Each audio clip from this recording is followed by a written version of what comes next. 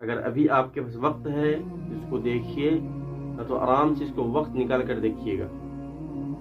آپ کے بچے جس اسکول، کوچنگ یا کسی کالج میں تعلیم حاصل کرتے ہیں تو اس کا جائزہ ضرور لیا کریں۔ کہیں ایسا نہ ہو کہ آپ کی نسلیں، آپ کے بچے آپ کے آباء و اجداد کا طور و طریقہ چھوڑ کر غیروں میں جا ملے۔ ہمارے یہاں لاکھوں لاکھ کانفرنس، شادی بیاہ اور قوالی میں تو خرچہ کرنے کے لیے پیسہ ہے، لیکن اپنے نونہالوں کو اسلامی سانچے میں ڈھالنے کے لیے اسلامی اسکول، کالج کھولنے کے روپے پیسے نہیں ہیں۔ دیکھیے، قوم کی اگر یہی رفتار بے ڈھنگی رہی تو ایک ہی گھر میں باپ مومن، بیٹا کافر، ماں نمازی، بیٹی بت پرست ہوگی۔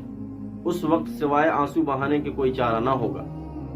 اب آپ بولیے کہ ہم کیا کر سکتے ہیں؟ ہم تو غریب ہیں، ہمارے بچے اسکول سے جاتے ہیں، اسکول آتے ہیں، ہم تو گھر پہ بھی نہیں رہتے، ہم تو کام پہ رہتے ہیں۔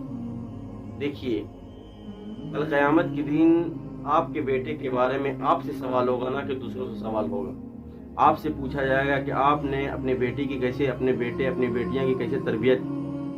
اگر آپ کی بیٹی یا آپ کا بیٹا اگر غیروں میں جا ملتا ہے، اگر ایمان کھو دیتا ہے، تو اس کی ذمہ دار صرف آپ ہوں گے۔ کیوں؟ کیونکہ آپ نے اسے ایمان کی اہمیت بتائی ہی نہیں۔ اسے بتائیے کہ ایمان کیا ہے۔ جب وہ پڑھ کر آئے، کالج سے آئے، تو آپ کو اس کے ساتھ بیٹھنا چاہیے، اسے بتانا چاہیے کہ بیٹا ایمان آخر ہے کیا چیز۔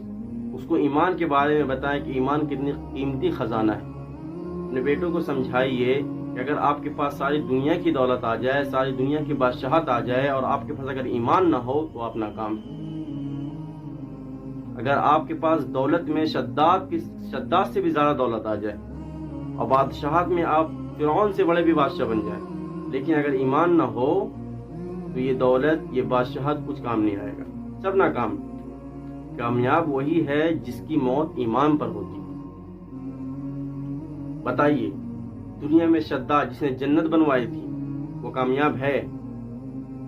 فرعون اتنا بڑا بادشاہ جس کی بادشاہت کا کیا کہنا، وہ کامیاب ہے؟ نہیں، وہ ناکام ہے۔ کیوں ناکام ہے؟ اس کے پاس دولت کی کمی تھی، شہرت کی کمی تھی؟ نہیں، اس کے پاس ایمان نہیں تھا۔ دوسری طرف دیکھیے، حضرت بلال رضی اللہ تعالی عنہ، ایک حبشہ کے غلام، لیکن ان کے بارے میں کیا اللہ کے نبی فرماتے ہیں کہ اے بلال، جب آپ زمین پہ چلتے ہیں تو آپ کے قدموں کی آواز جنت میں سنائی دیتی ہے۔ کتنا اونچا مقام ہے! کس بنا پر؟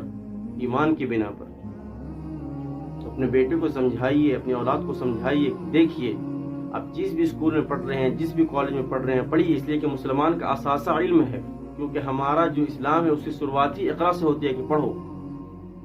اللہ کے نبی نے فرمایا اگر علم حاصل کرنے کے لیے چین جانا پڑے تو چین جاؤ، لیکن علم حاصل کرنے کے ساتھ ساتھ یہ بھی انہیں بتائیے کہ ایمان ساری چیزوں سے ضروری ہے۔ اگر آپ جاہل ہوں گے، لیکن اگر آپ کے پاس ایمان ہوگا تو آپ کامیاب ہو جائیں گے، آپ جنت میں ضرور جائیں گے اگر آپ کے پاس ایمان ہے۔ لیکن آپ کے پاس ساری دنیا کا علم ہے، سارے کائنات کا علم ہے، لیکن آپ کے پاس ایمان نہیں ہے تو آپ جنت میں نہیں جائیے گا۔ اب کامیاب وہی ہے جو آخرت میں کامیاب ہو۔ دنیا تو محض ایک کھیل و تماشا ہے، وما الحیات الدنیا الا متاع الغرور۔ تو دیکھیے، اپنے اولاد، اپنے نسلوں کا آپ کو خود فکر مند ہونا ہے، آپ کو خود فکر کرنا ہے، غیر کوئی فکر نہیں کرے گا۔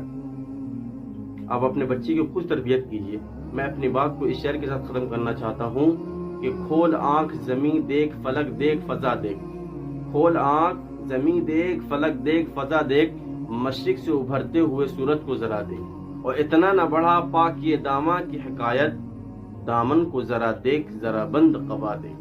اگر آپ کو لگتا ہے کہ یہ میسج ضروری تھا اور ہر مسلمان کو یہ بات پتہ ہونی چاہیے، ہر مسلمان کے کانوں تک یہ بات پہنچنی چاہیے، اس ویڈیو کو زیادہ سے زیادہ شیئر کریں تاکہ ہر مسلمان کے کانوں تک یہ آواز پہنچے، یہ صدا پہنچے، اور وہ اپنے اولاد کے لیے فکر مند ہو تاکہ اس کی دنیا بھی اچھی ہو، اس کی آخرت بھی اچھی ہو۔